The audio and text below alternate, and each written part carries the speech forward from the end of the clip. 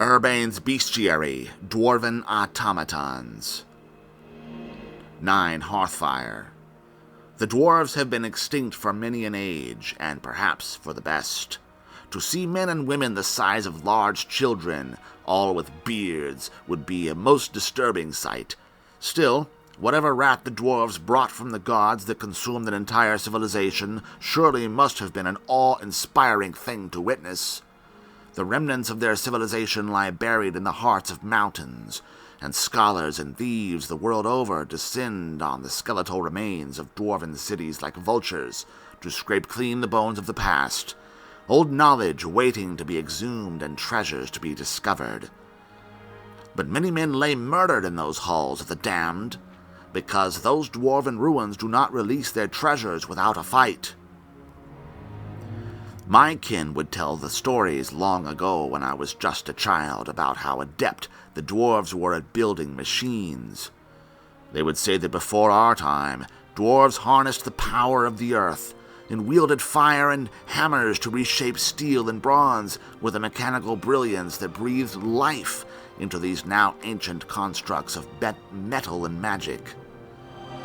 In the dark halls and chambers, amid the ceaseless droning of grinding gears and venting steam, they lie in wait to confound or destroy would-be plunderers of the dwarven sanctums, as the grim watchmen of the last vestiges of culture from a dead race.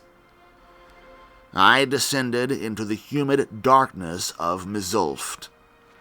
The slow hiss of steam, the creaking of metal, and the rattle of old gears powering an empty city would unnerve most men. I could hear things in the darkness, skittering across the floor just out of sight, and as I stepped over the bodies of plunderers or scholars who had not made it far, I knew it was not rats wandering these halls. Small mechanical spiders set upon me with rapid movements, and machines sprouted from the walls and uncurled from spheres into contraptions that rolled on top of gears for legs and crossbows for arms. I could not help but marvel at these single-purpose machines built for the murder of men. My sword and my shield are my strength, and I am undeterred by such things because I had heard of greater things that roam these depths. And indeed, something else in these chambers stirred, and it echoed with massive weight. As it lumbered closer, its feet struck the ground as if working on massive pistons, and as it loomed out of the darkness, I could see it clear for the first time. Axe for one hand, hammer for the other, as tall as 5 men, made of dull bronze with a face molded in the image of its masters. A steam centurion. The stories were true. These were the guardians of the greatest dwarven treasures. We fought, and the dwarves must truly be extinct because our battle was surely booming enough to wake the dead. It came at me with hammer and axe, inhuman strength and great fortitude, and a purpose of nothing but murder.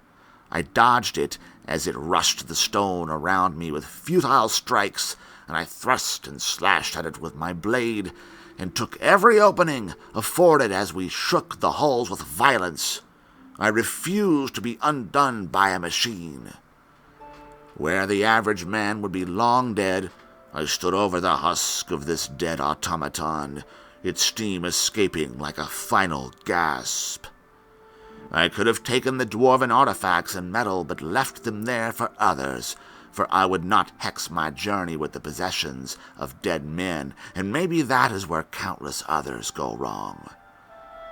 I will continue my journey across the lands, and perhaps one day Herbane will meet a worthy challenge, for I have yet to see what would make me tremble.